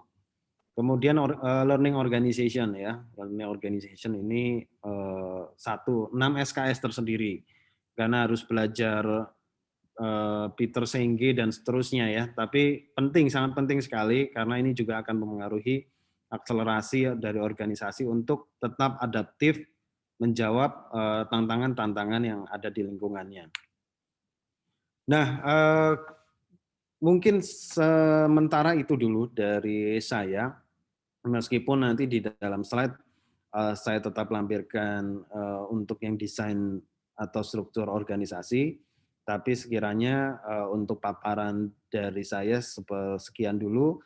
Selanjutnya saya serahkan kepada moderator untuk kita bisa tanya jawab lebih dalam. Kurang lebih demikian. Assalamualaikum warahmatullahi wabarakatuh. Waalaikumsalam warahmatullahi wabarakatuh. Terima kasih banyak Mas Gandung atas paparannya. Wah, nggak kerasa sudah 2 jam nih ternyata. Iya ya 2 jam ya? Sorry, 1,5 jam untuk pemaparannya ya, karena ini kita kayak kuliah lagi ya, karena audit itu memang sangat-sangat komprehensif. Nah, untuk kenalan aja kita butuh waktu yang cukup lama ya, 1,5 jam. Itu baru kenalan ya, belum kita membahas lebih dalam lagi. Oke, nah supaya kelas online-nya lebih interaktif ya, kita masuk ke sesi 2 ya, di diskusi atau tanya jawab. Nah, ini sudah ada satu penanya, tapi kayaknya Mas Toro apakah bisa open mic atau bertanya langsung saja? Tes, apakah dengar suara saya enggak, Bu ya? Ya, oke. Oke. Jadi ini saya seperti kuliah lagi jadinya. Jadi materi ODI itu memang dikupas sampai sedalam apapun sepertinya akan terasa kurang begitu. Jadi pengalaman saya dari ketika kemarin masih kuliah di ODI itu hanya di kulit luarnya saja sebenarnya. Jadinya termasuk materi yang cukup berat gitu bagi kami ya. Nah, terkait dengan ODI, kita lihat dari masa pandemi seperti sekarang ini kan kita belum bisa prediksi ya kapan akan selesai begitu. Dan kita juga harus mengakui bahwa kebijakan yang diambil itu kita sudah sangat terlambat begitu. Kita sudah sangat terlambat, pandemi sudah sangat menyebar dalam tingkat yang cukup tinggi begitu. Nah, semua company atau organisasi itu kan cenderung dituntut untuk bisa adaptif ya dengan era new normal sekarang itu kan. Nah,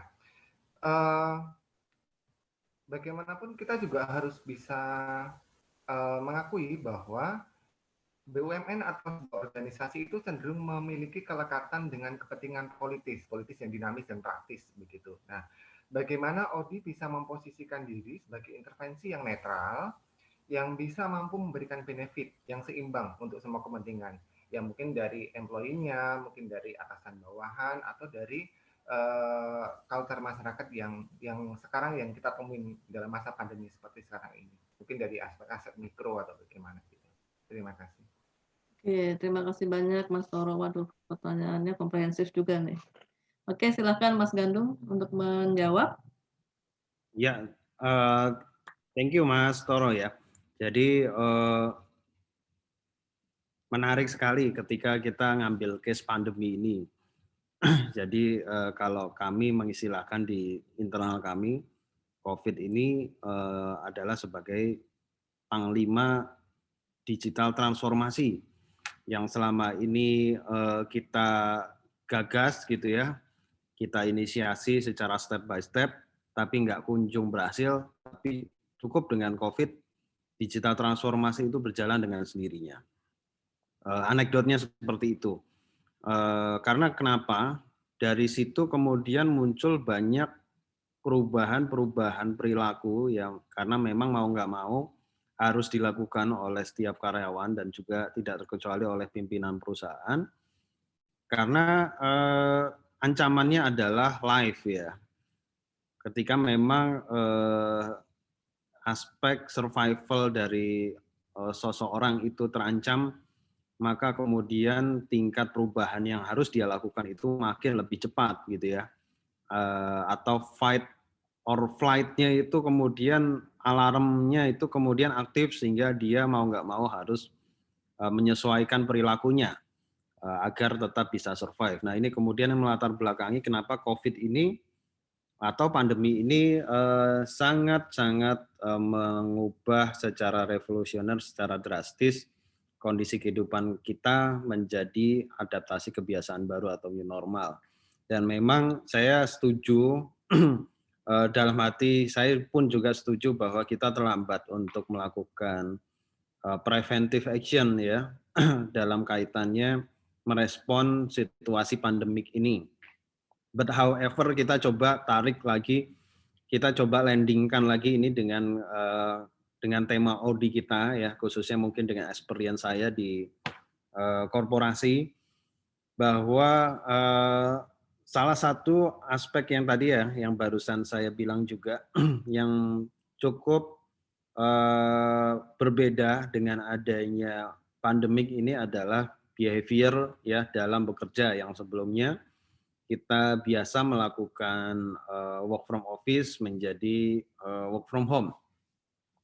Dan tentunya juga banyak cerita-cerita menarik gitu ya, overheard kita mungkin dengan cerita-cerita orang lain di banyak perusahaan gitu ya, bagaimana suka dukanya, cerita-cerita lucunya ketika kemudian work from home, sambil nyuci ya, sambil kemudian mengerjakan pekerjaan rumah tangga dan seterusnya, yang kemudian tentunya kalau nggak kita antisipasi sejak preventif tadi, akan bisa mempengaruhi ke tingkat keoptimalan sebuah perusahaan ya. Karena namanya bisnis ya, tentunya tadi asumsi dasarnya adalah going concern ya. Kalau kemudian kita menyerah, ya udah deh, kena COVID kayaknya wassalam gitu. Ya repot juga gitu kan, karena ujung-ujungnya live juga yang dipertaruhkan gitu ya, live para karyawan dan seterusnya.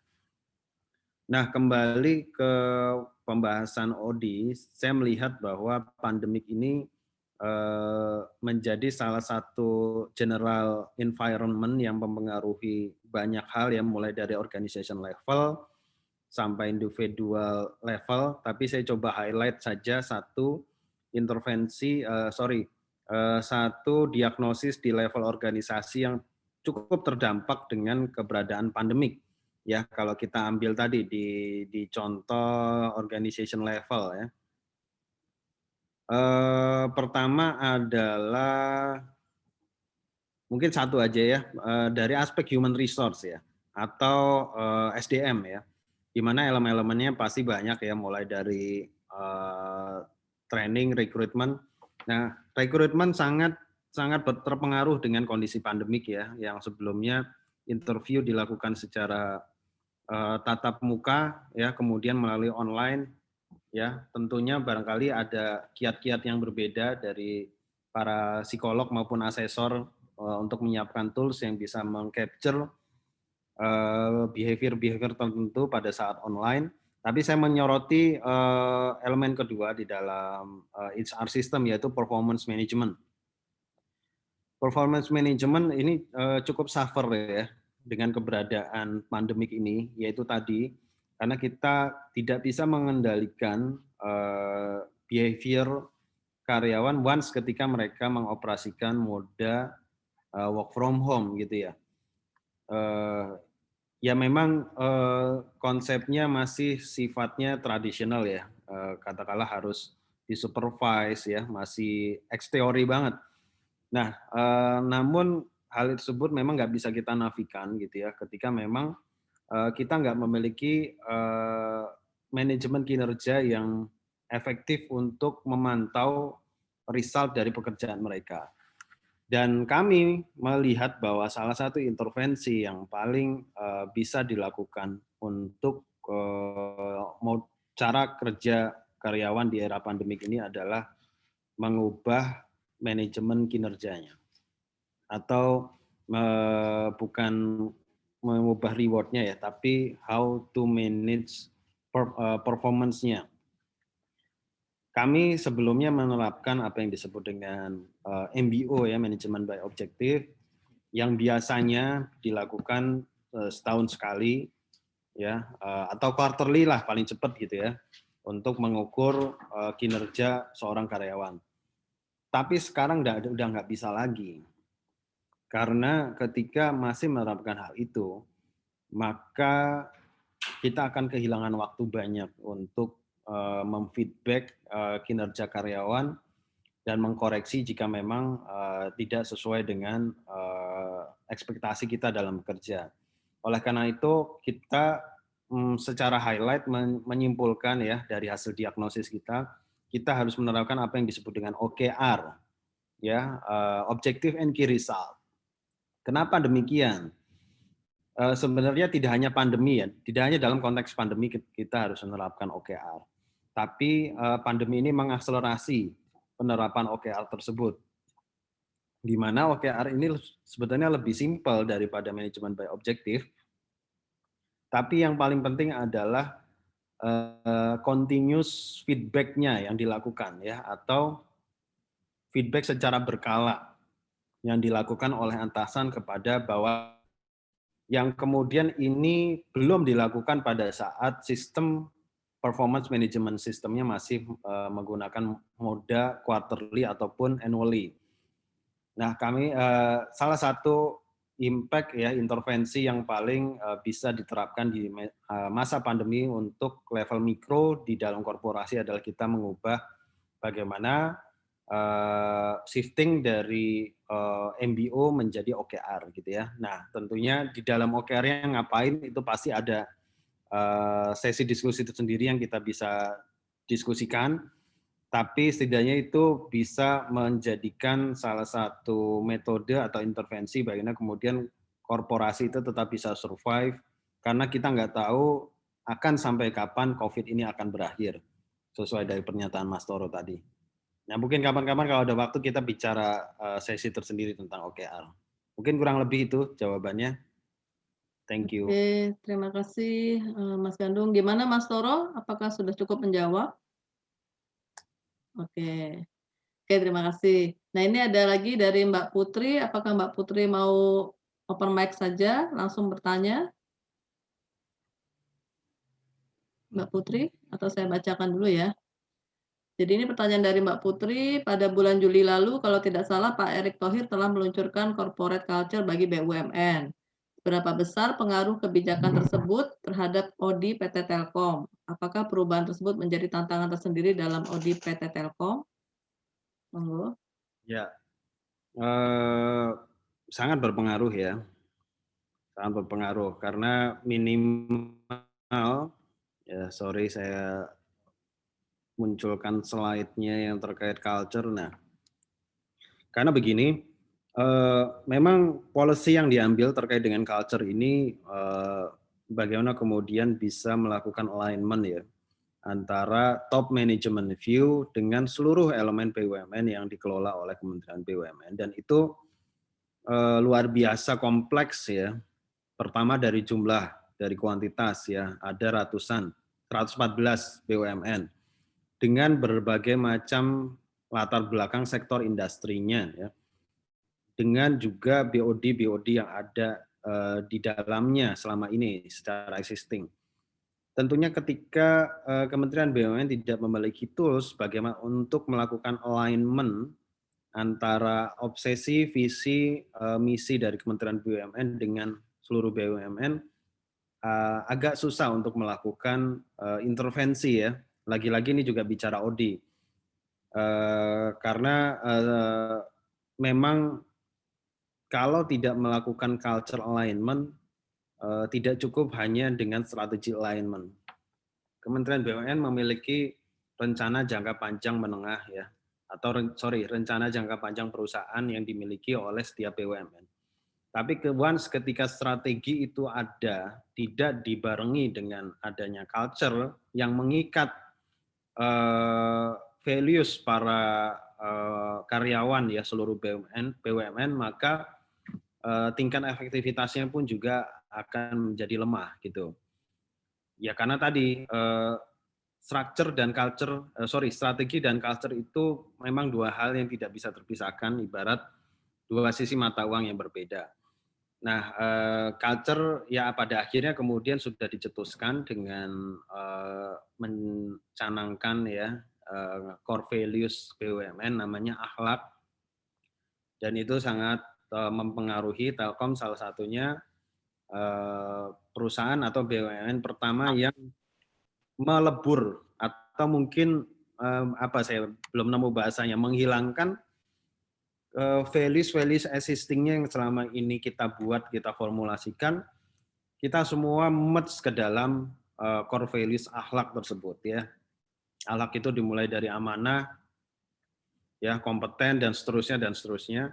Itu semua kemudian kita harus memanage culture values yang kita miliki selama ini, yang which is bukan akhlak gitu ya. Tapi kemudian kita harus adopsi akhlak menjadi corporate culture-nya BUMN, termasuk Telkom. Dan ini tidak hanya Telkom ya, seluruh BUMN nanti semuanya akan menjadikan akhlak itu sebagai corporate culture-nya. Dan ini ya paling mudah perubahannya minimal dari kredonya dulu berubah gitu ya. Nah, next action-nya adalah bagaimana melakukan internalisasinya, kemudian menginfluence para karyawan untuk bisa menginternalisasi akhlak dan menunjukkannya, mendemonstrasikan dalam behavior kesehariannya. Masih panjang ceritanya, tapi jelas jawabannya itu sangat mempengaruhi kondisi kita saat ini dan ke depannya. Tapi tentu saja itu dibuat semata-mata supaya kemudian kita memiliki kesatuan values dengan Kementerian BUMN dalam rangka mengeksekusi strategi yang sudah dibuat oleh Kementerian BUMN dengan setiap BUMN. Kurang lebih seperti itu jawabannya. Oke, terima kasih. Gimana Mbak Putri? Apakah masih bersama kita? Apakah sudah cukup menjawab Mbak Putri? Ada ya Mbak Putri ya. Oke. Ada lagi yang mau bertanya? Monggo bagi mahasiswa Mapro nih khususnya, kan ODI ini core of the core-nya ya, untuk intervensi organisasi. Jadi pasti mahasiswa magister profesi PIO ini udah sangat-sangat familiar, cuman ini kembali lagi kita mencoba untuk berkenalan lebih dalam lagi ya tentang ODI, karena memang belajar ODI itu bikin ODI alias overdosis ya katanya ya. Karena memang ODI ini sangat-sangat luas ini pembahasannya sangat-sangat komprehensif. Ya jadi memang untuk pertemuan hari ini ya kita mungkin masih di kulitnya dulu tadi ya, di permukaannya dulu, tapi menurut saya pemaparannya sudah cukup aplikatif ya, terutama tadi ada beberapa case gitu yang disampaikan, pemateri, ya sehingga kita bisa lebih paham gitu ya tentang ODI itu sendiri dan intervensi organisasi. Oke, ini kita masih ada waktu 10 menit. Silahkan bagi yang mau bertanya, masih ada waktu. Mungkin Bu Rani, ada dosen juga ini yang sudah mengaplikasikan juga mungkin ODI. Nah, Mbak Rani Rengganis kira-kira ada yang mau ditanyakan tidak?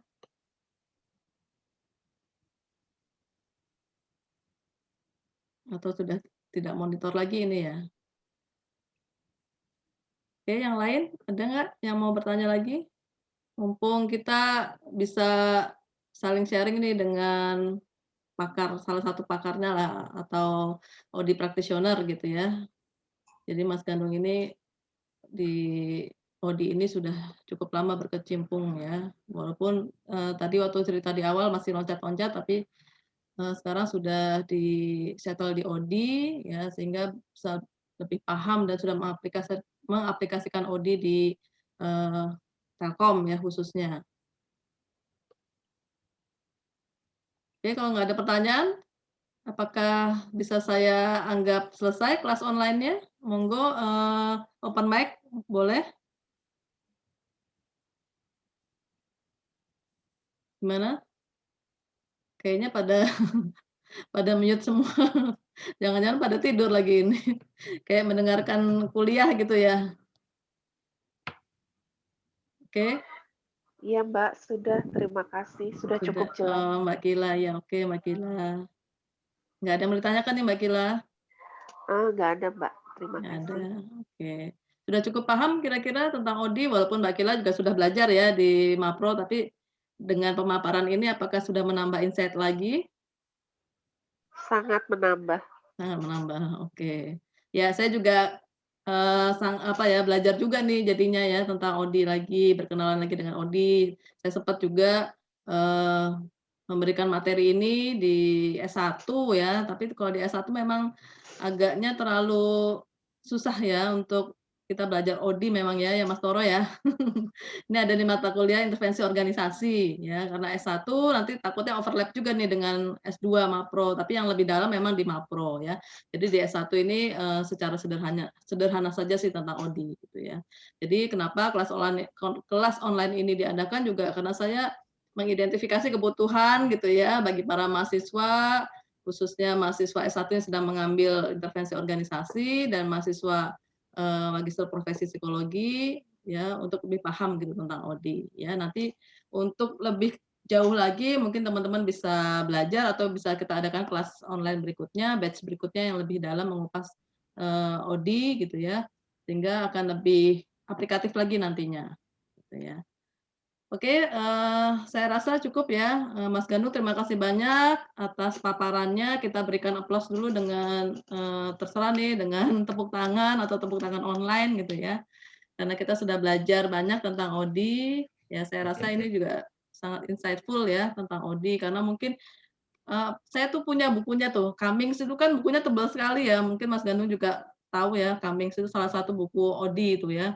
Nah itu kitab sucinya juga tuh untuk Odi. Nah itu kan bukunya tebel banget gitu ya dan aduh kayaknya teoritis banget, bahasa Inggris pula ya. Nah dengan tadi pemaparan dari Mas Gandung ini saya rasa cukup aplikatif dan saya, mungkin yang lain-lain juga lebih memahami lagi gitu ya tentang Odi ini.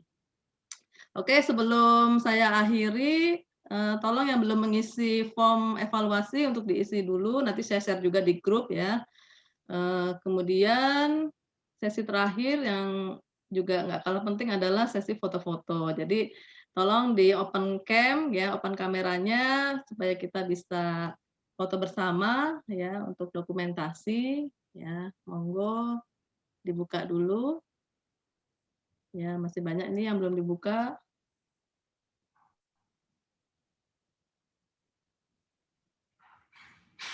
Oke. Ya nanti boleh gini, boleh gini, terserah ya teman-teman semua ya. Saya kasih aba-aba dulu nih, masih menunggu dulu di slide 1 ada Mbak Siti yang belum buka, Mas Ranto, Mbak Putu Gian, Mbak Indah Mila, Mbak Raisa, Mbak Vika, Mbak Deska, ya, Muhammad Ihsan, Kartika, Mbak Kartika. Oke, sementara cukup ya. Oke, Mas Ranto boleh. Mbak Vika, belum siap? Oke, kita mulai 1, bentar, ada lagi nih. 1, 2, 3. Oke, sebentar.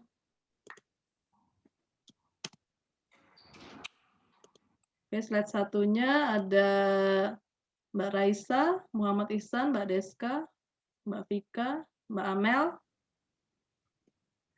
Mbak Neri. Oke ya, saya Mbak Dea, ya boleh. Oke, saya aba-aba ya. 1, 2, 3. 1, 2, 3. Oke, ya cukup. Terima kasih banyak partisipasinya teman-teman semua. Untuk materi, kemudian sertifikat, ya akan di-share di H+1 ya, jadi ditunggu besok. Nanti ke email masing-masing, kemudian untuk link recording-nya juga akan saya share di email aja ya. Jadi bukan di grup. Jadi nanti teman-teman mendapatkan materi dan recording-nya juga. Jadi supaya teman-teman bisa belajar lagi gitu ya, mengulang lagi materi yang disampaikan. Oke, terima kasih banyak sekali lagi. Semoga banyak mendapatkan insight dari materi hari ini. Kita nanti coba adakan untuk kelas online berikutnya. Dan nanti masukan dari teman-teman untuk membahas apa, nanti akan coba kita fasilitasi. Oke, terima kasih. Saya tutup ya kelas online hari ini. Assalamualaikum warahmatullahi wabarakatuh. Waalaikumsalam.